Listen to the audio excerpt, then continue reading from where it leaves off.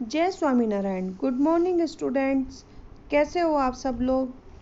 आशा करती हूँ आप सब लोग अच्छे होंगे और सब लोग अच्छे से पढ़ाई भी कर रहे होंगे। सब लोग अपने घर पे अपने अपने पेरेंट्स का, अपने सिबलिंग्स का, सबका ध्यान रख रहे होंगे आप लोग।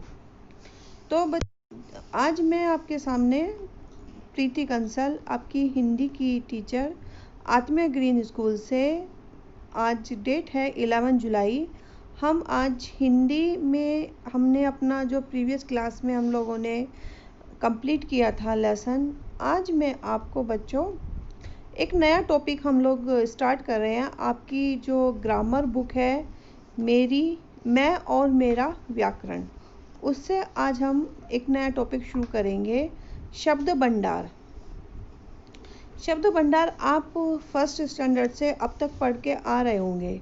धीरे धीरे आप सब लोग अपने जैसे जैसे आप क्लास बढ़ते जा रहे हो वैसे वैसे आपकी शब्द भंडार या पर्यायवाची शब्द या वोकैबुलरी कहते हैं उसको, वो शब्द, ये चीज़ें आपकी बढ़ते आ रहे हैं। तो इस बार आपके 7th क्लास में भी है और आगे आप नेक्स्ट क्लास में भी जाओगे तो भी ये रहेंगे। तो आज हम जो पढ़ेंगे पर्यायवाची पढ़ेंगे। पर्यायवाची का दूसरा रूप समानार्थी शब्द भी होता है। तो आज मैं आपको पर्यायवाची के बारे में बताती हूँ कि पर्यायवाची क्या है। पर्यायवाची का आपको अर्थ मालूम भी होगा, लेकिन मैं आपको एक बार बता देती हूँ पर्यायवाची क्या है।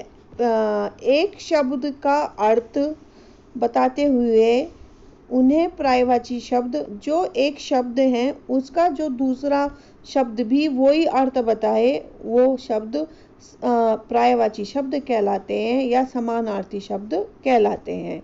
जिनका समान अर्थ होता है, एक ही शब्द का अलग अलग नाम उनके अलग अलग होते हैं, लेकिन उनका अर्थ, उनका मीनिंग, उनका रूप, उनका सूक्ष्म सा लिखने में करने में अंतर होता है, लेकिन उनका कहने का तात्पर्य एक ही होता है। वे शब्द पर्यायवाची शब्द कहलाते हैं, जिनका हम अपने जब हम पैराग्राफ लिखते हैं या हम कोई लेटर लिख रहे हैं या हम जब कोई कंप्रेशंस या एपटिक गद्यांश आपका बुक में आते हैं, बहुत सारे शब्द आते हैं जिनका उस टाइम पे जो वहाँ पे बात कही जा रही है उस शब्द का वहाँ पे अलग अर्थ होता है, दूसरी जगह आप उस बात को दूसरा शब्द यूज होता है, तो लेकिन उनका कहने का अर्थ एक ही होता है। अब जैसे कि मैं आपको एक एग्जांपल बताती हूँ, आकाश। आप अपनी पिक्चर्स में भी आप देख रहे होंगे, एक तरफ पेड़ दिया हुआ है और एक तरफ बादल में चांद बनाया हुआ है और साथ में उसके तारे भी हैं। तो एक पेड़ जो दिया गया है, इसके आपके यहाँ पे 3 ऑप्शंस दिए गए हैं कि 3 ऑप्शंस है। पेड़ को क्या क्या कह सकते हैं हम वृक्ष भी कहते हैं। नॉर्मल भाषा में जब हम बोलते हैं कि हमारे गार्डन में एक वृक्ष लगा हुआ है या हमारे गार्डन में एक पेड़ लगा हुआ है, और क्या कहते हैं आप बताइए बच्चों, आपको भी याद होंगे, आप अपने ही मन में दोहरा रहे होंगे कि और इसको हम क्या कह सकते हैं। वृक्ष को हम एक तरु भी कहते हैं, पादप भी कहते हैं, विटप भी कहते हैं। इतने सारे उसके नाम होते हैं। जैसे जैसे आपका पद शुरू होगा, पद्यांश शुरू होंगे आपके, जब आते हैं पद वाले, जब जिसमें पदों को बताया जाता है, पद मीन्स कि जिसमें कविताएं होती हैं, उसमें ऐसी ही शब्दों का उपयोग किया जाता है और उन शब्दों का हमें यही अर्थ लगाते हुए कि उसमें इस शब्द का, जैसे कि हम 2-3 शब्द से ही परिचित होते हैं रेगुलर बेसिस पे। हम जैसे कि आप नॉर्मल हम पेड़ बोलते हैं, वृक्ष बोलते हैं, तरु बोलते हैं ज़्यादा से ज़्यादा, फिर विटप, पादप ये हमें नहीं पता होते। लेकिन जब हमारा कोई पद्यांश या कोई कविता कुछ ऐसा आता है तो उसमें अगर ऐसे शब्द दिए हुए होते हैं, तो अगर हम लोगों को पर्यायवाची पता है कि पर्यायवाची उसका उस दूसरे शब्द का उसका क्या मीनिंग है, तो हम उस लाइन का इजीली अर्थ लगा पाते हैं। और अगर हमें नहीं पता होता है तो हम उसका अर्थ नहीं लगा पाते। तो इसलिए बच्चों आपको पर्यायवाची याद होने जरूरी हैं कि किस वर्ड के क्या मीनिंग और होते हैं। ठीक है, ये बच्चों आप अपने इंग्लिश में भी पढ़ते होंगे और अब संस्कृत में भी आते हैं और हिंदी में भी आते हैं। आपके संस्कृत सब्जेक्ट में भी पर्यायवाची शब्द होंगे। तो हमारे पेड़ के कितने हो गए, मैंने आपको बताया, तरु, विटप, पेड़, वृक्ष, ये आपके पेड़ के पर्यायवाची शब्द हुए। अब उसमें चांद दिया हुआ है, तो चांद के कौन कौन से होते हैं, चंद्र, चंद्रमा, शशि, मयंक, ये आपके चंद्रमा के पर्यायवाची हुए। इतने सारे चंद्रमा के होते हैं, और भी होते हैं, बहुत सारे होते हैं, किस 4 5 5 6 सबके ऐसे नाम होते हैं। जितना हम याद रख सकते हैं उतना हमें आगे अपनी पढ़ाई में काम आते हैं।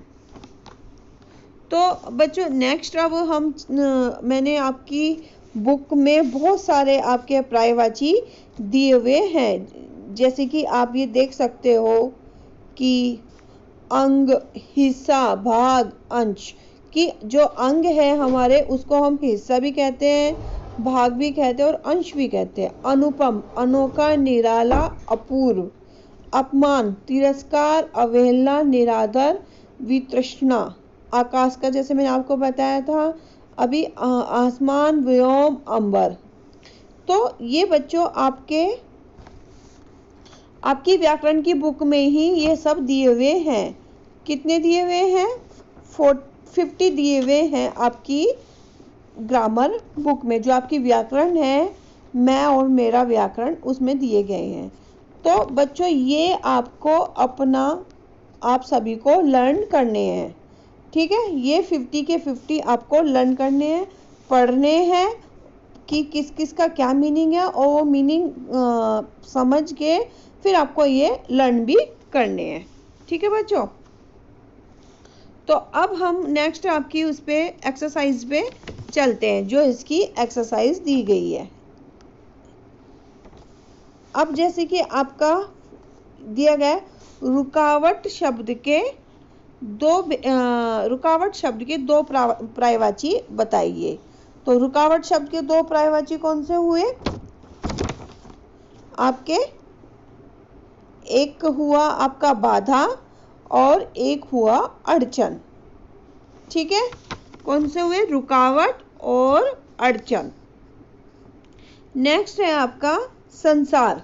संसार के दो पर्यायवाची लिखने हैं। किन किन नामों से जाना जाता है संसार को, जग और विश्व, भव, भुवन, इन सब नामों से संसार को जाना जाता है। तो आप कोई भी दो लिख लेना, विश्व लिख लेना, जग लिख लेना। ओके, नेक्स्ट है अब आपका, आइए अब लिखिए। अब ये एक्सरसाइज आपकी दी गई है, देखिए नीचे गए शब्दों के पर्यायवाची शब्द में गलत शब्द पर गोला बनाइए। ये मैंने नहीं किया है, ये आपको खुद करना है, खुद गोला करना बच्चों। कैसे, देखिए मैं आपको समझा रही हूँ, गोला आप खुद करोगे। पहला आपका दिया है किसान, तो किसान का पर्यायवाची कौन सा है, हलदर, खेतीहर या पशुपति। कौन सा हुआ बच्चों, ये बताइए आप किस पे गोला करोगे, हलधर पे, खेतीहर पे या पशुपति पे, किस पे हमें गोला करना चाहिए। हमें जो गोला करेंगे हम खेतीहर पे गोला करेंगे। सेकंड है पवित्र, पावन, शुचि, मनोहर। आपका पवित्र का होगा पावन, पावन पे हम सर्कल करेंगे। बंदर, मरकट, सॉरी बच्चों, ये आपको जो गलत शब्द है इसमें उस पे सर्कल करना है आपको। ठीक है, तो फर्स्ट का हुआ आपका पशुपति और सेकंड का हुआ आपका मनोहर और थर्ड का आपका है वासर। बंदर का मरकट और हरि दोनों होता है, जो नहीं है वो है वासर। किरण, किरण का कौन कौन से हैं? चारू लिखा है, रश्मि लिखा है और अंशु लिखा है।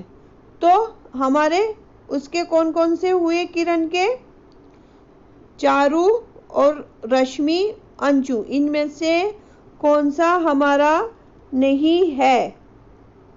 इसमें से हमारा जो नहीं है वो है चारू। ठीक है बच्चों, कौन सा नहीं है? चारू। रश्मि और अंशु किरण के ही पर्यायवाची हैं। ठीक है, नेक्स्ट क्वेश्चन पे चलते हैं, क्वेश्चन नंबर 2। फूलों का भौरा, आपको जो कलर किया हुआ वर्ड दिया हुआ है उसका पर्यायवाची आपको दूसरा करना है। फूलों पर भौरा बैठता है, डैश फूलों का रस होता है भ्रमर। तो आप यहाँ पे क्या लिखोगे? भ्रमर, जैसे कि मैंने लिखा हुआ भी है। और एक वर्ड आप और याद कर लीजिए, इसका दूसरा पर्यायवाची अली भी होता है भौरा का। आप ये भी लिख लेना, जिससे कि कभी आपको आगे आए कहीं पैराग्राफ में तो आप उसको समझ जाओ। अमन बहुत चतुर व्यक्ति है, डैश लोगों की सभी पसंद करते हैं। तो कुशल लोगों को सभी पसंद करते हैं।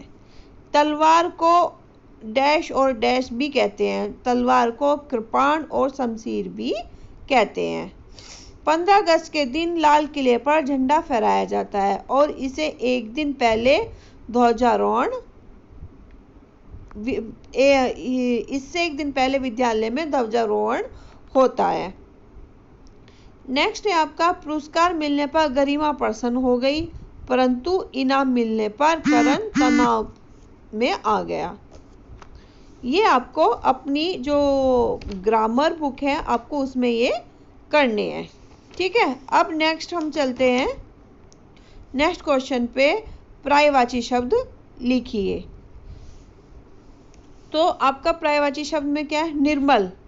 तो निर्मल का दो पर्यायवाची आपको दो दो लिखने हैं, स्वच्छ और साफ। बाधा, रुकावट और अड़चन। गर्व, अभिमान और घमंड। आनंद, उत्साह और मोद। मछली, मीन, मकर। ये आपको दो दो पर्यायवाची ये आपको लिखने हैं, जैसे मैंने लिखे हैं। नेक्स्ट क्वेश्चन आपका आता है क्वेश्चन नंबर 4। नीचे दिए गए चित्रों को देखकर 3 पर्यायवाची लिखिए।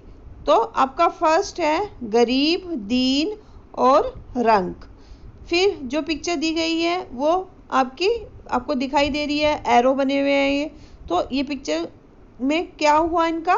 तीर, बाण और शर। ये मंकी की पिक्चर है इसमें, तो हम इसके पर्यायवाची क्या होंगे? कपि, वानर और बंदर। ठीक है बच्चों, अब इसमें ये फ्लैग है तो इसका पर्यायवाची क्या हो? ध्वजा, झंडा और पताका। ये आपके 3 पर्यायवाची शब्द हो गए हैं। ये भी आपको ऐसे ही अपनी जो ग्रामर बुक है आपको उसमें करने हैं। तो अब हम नेक्स्ट पेज चलते हैं बच्चों। नेक्स्ट पेज पे आप आ जाइए। नेक्स्ट पेज पे लिखा हुआ है, बॉक्स में दिए गए पर्यायवाची शब्द का चित्र के साथ मिलान कीजिए तथा प्रत्येक बॉक्स में दिए गए रिक्त स्थान में एक एक पर्यायवाची शब्द लिखिए। अब आप देखिए, पहले लिखा हुआ है विनीता, स्त्री, नारी। ओके, तो यहाँ पे नारी का पिक्चर दिया गया है, तो हमारा फोर्थ क्या होगा जो नारी को हम कह सकते हैं? और तो उसका फोर्थ है हमारा महिला।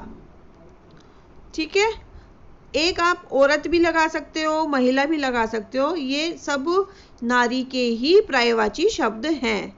नेक्स्ट है आपका जलधर, घन, बादल। तो नेक्स्ट मैंने लिखा है मेघ, तो हमने उसको मेघ से मैच कर दिया। फिर है आपका नेक्स्ट पत्थर, पाषाण और पाहन। पत्थर, पाषाण, पाहन और शिला। शिला को फिर हमने पत्थर से कर दिया, तो शिला का मीन्स भी पत्थर ही होता है। नेक्स्ट है आपका घ, कृपाण, खड़ग, असी और तलवार। तो ये चारों भी हमने इस तलवार की पिक्चर से मैच हम लोगों ने कर दिए। तो ये आपका मैचिंग कंप्लीट हो गया है और ये एक्सरसाइज भी आपकी कंप्लीट हो गई है। ठीक है बच्चों, तो आज मैंने आपको पर्यायवाची पढ़ाए हैं और ये पर्यायवाची शब्द आपको समझ में आ गए होंगे। और ये जो एक्सरसाइज मैंने आपको दी है, ये एक्सरसाइज सबको अपनी ग्रामर में ही करनी है, अपनी नोटबुक में नहीं करनी है। नोटबुक के लिए जो भी कुछ वर्क रहेगा वो अलग से मैं आपको बाद में दूंगी।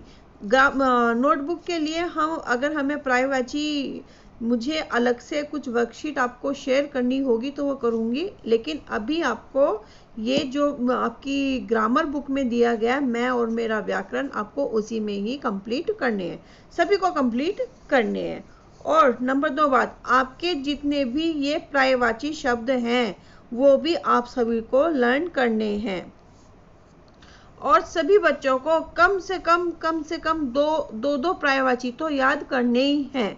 अगर 3 भी याद कर सकते हो तो बहुत ही बेटर होगा कि आप 3 याद करके चलिए, लेकिन 2 तो सभी को करने ही हैं, कंपलसरी लर्न करने हैं 2। ओके, तो कोशिश करिए आप 3 लर्न कर लीजिए हर एक वर्ड्स के, तो जिससे कि अगर आप कभी भूल भी जाओ तो 2 तो आपको याद ही रहेंगे। और पर्यायवाची जैसे मैंने आपको बताया है कि इनके अर्थ नहीं, रूप बदल जाते हैं, अर्थ वही रहता है। इन पर्यायवाची का एक ही शब्द के जो शब्द होता है एक ही अर्थ बताते हैं, शब्द समान होते हैं, जो उनका जो अर्थ होता है वो समान ही रहता है और इन्हें पर्यायवाची या समानार्थी शब्द भी कहते हैं।